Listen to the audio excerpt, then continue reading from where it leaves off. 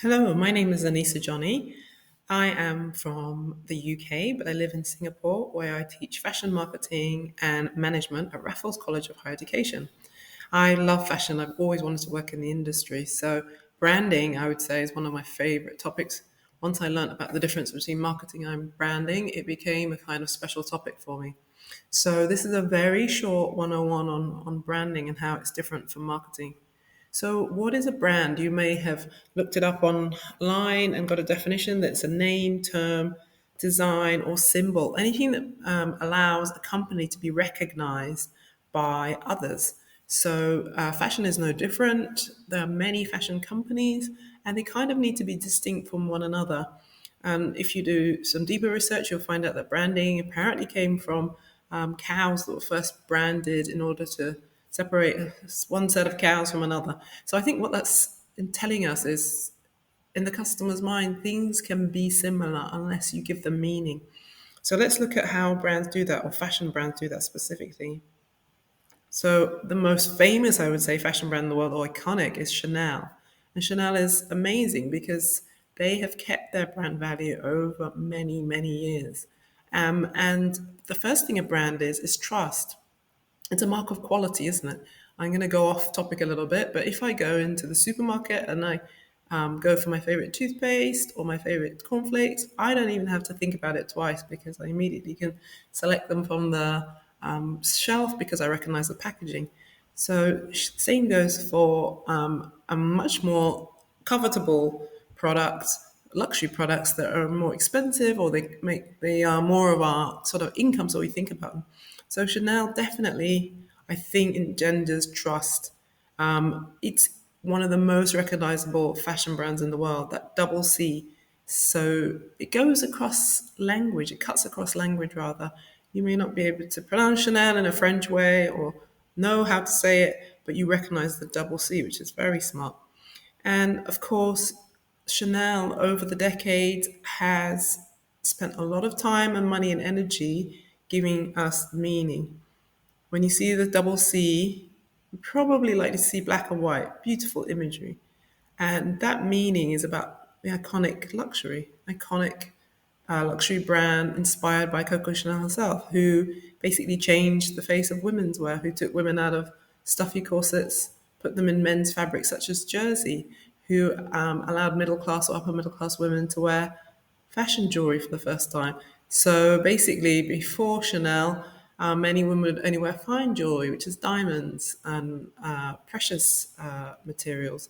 But Chanel made the faux pearls fashionable, synonymous with the little black dress, the quilted bag, the camellia, Rue Cambon, Chanel number 5. All these things are used over time, and we start to aspire to these things because we are told almost that this is the best of the best that you can get. Having a Chanel jacket would be amazing because we know they're beautifully made.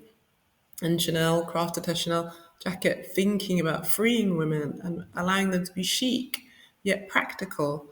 The Chanel jacket is made with specific stitching and chains to weight it down.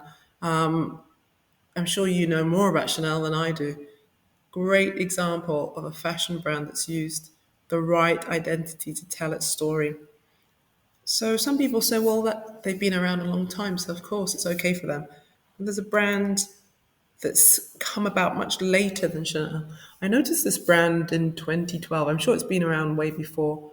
Why? Because my students suddenly appeared in class with these beautiful ballerina pumps with this T, double T, sort of upside down T. At the time I thought, is it a cross? I wasn't sure.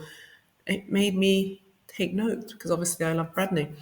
And I immediately did some research and found out those ballerinas belong to Tory Burch. What a clever way to get your brand out there. So customers, as they bought your product, were actually essentially spreading by word of mouth. That's the power of a logo, isn't it? So again, Tory Burch building up trust over time, recognition using these ballet pumps, ballet flats. And I believe they have the logo on many sort of different types of shoes now, and of course handbags and apparel. So Tory Burch, her brand, a little bit like Chanel, is synonymous with her because obviously it has her eponymous name.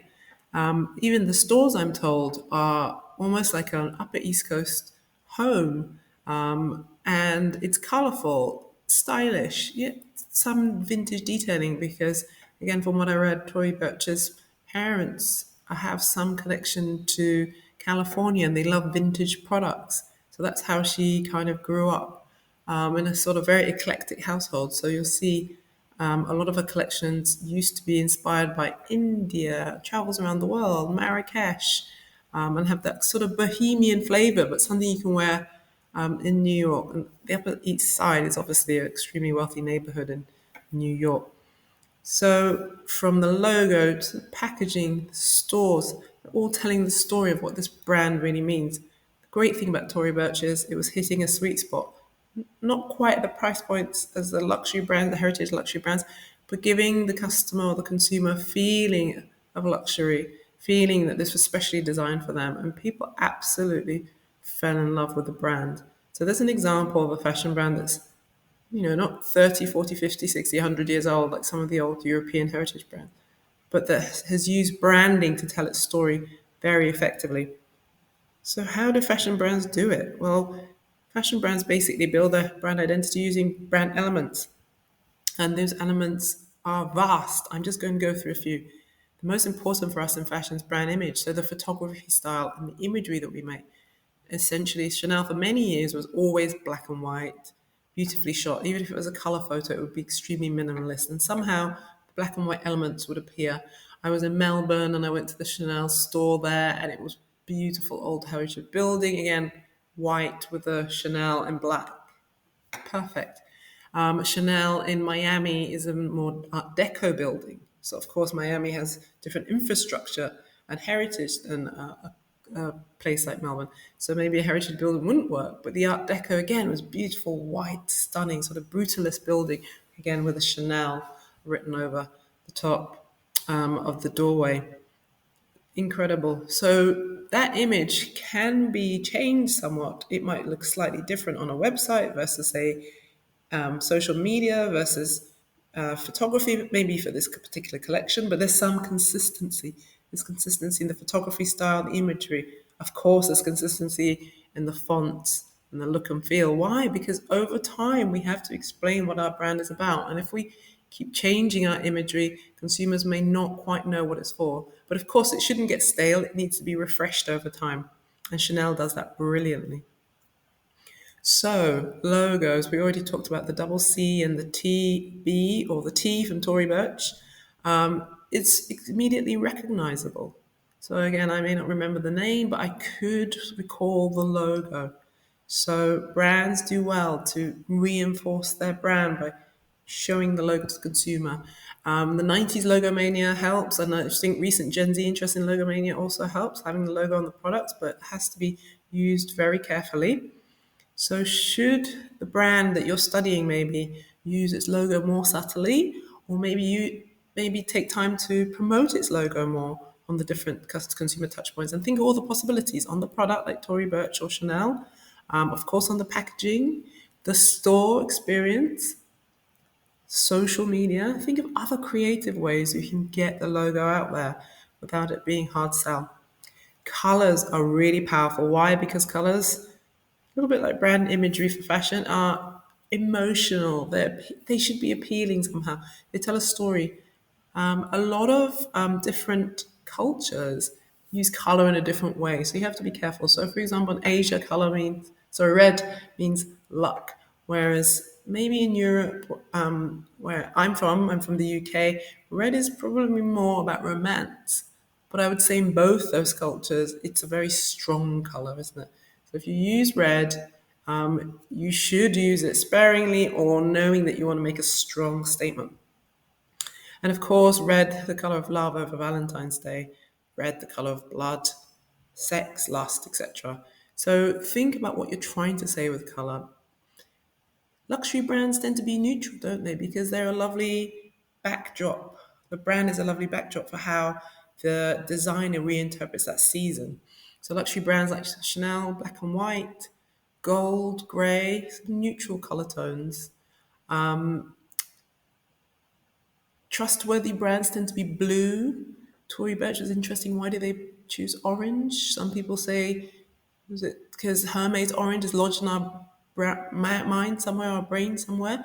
Some say it's about the vibrancy. When you look at the brand history, maybe something to do with its heritage. So it's really interesting part of brand identity. So if you're using this to sort of think more about creating your own brand, think very carefully about color. Do not make a decision on the hoof. And then finally, I'm going to touch on brand personality. So there are many theories on brand personality. I like to use Jennifer Aker, who's a Stanford professor, and she gives 5 different types of brand personality. She says every brand can fall under one of the 5. So you can go and look her up. And Aker is Aker. So if you know what brand personality your brand should have, obviously it should fit with the image, the positioning, the products that you sell. You would have the right consistent tone of voice in all the different touch points. So how you'll talk to customers on social media versus how you write copy on your website versus the kind of advertising campaigns you do. So it's basically treating the brand as a person. Great example is Vivienne Westwood is a rebel brand. So according to Jennifer Acker's 5 master brand personality, it's definitely an exciting brand. It's always the rebel, doesn't do things in the mainstream, does things a little bit differently, can create crazy campaigns, sometimes so quirky, you're left thinking, what does this mean? That's because it suits Vivienne Westwood as a brand, and she was, before she died, may she rest in peace, the queen of punk. So, of course, she has this incredible, quirky, iridescent, rebel, I don't care brand personality, but it was still a luxury brand with incredible detailing, fantastic quality, and amazing drapery. One of my favorite brands, Vivienne Westwood. So think about your brand and the personality. Is it consistent with all the elements that it's trying to get across? Think about the value it creates to a customer. If it's a mass market, does the brand image, the logo, the colors, brand personality sit well? If it's aimed at a younger target market, and it has a stuffy kind of what Jennifer Acker would call competent um, uh, brand personality, it wouldn't work, would it? Again, the young brands probably tend to be exciting. Luxury brands tend to be sophisticated. Some brands need to be trustworthy because maybe there's something complex that they're selling or they're a very high price. So maybe sophisticated competence. Or some brands need to be sincere. So, for example, if the brand is sustainable, you'd probably want to go around the neutral color tones again. Maybe you'd want to use green, but you have to be careful because there are many other brands out there using those tones, or a beige or a kind of craft paper. So think about all those things and ensure that the brand identity is consistent and is communicating and reinforcing the brand in the target customer's mind. So I hope that's been useful. Thank you for listening to my presentation. My name is Anissa. You can follow me on Instagram, Anissa Johnny. You can also email me at anissa@anissajohnny.com and we can keep in touch or check out what I do on my website. As always, please follow and like and subscribe to this channel. Thank you.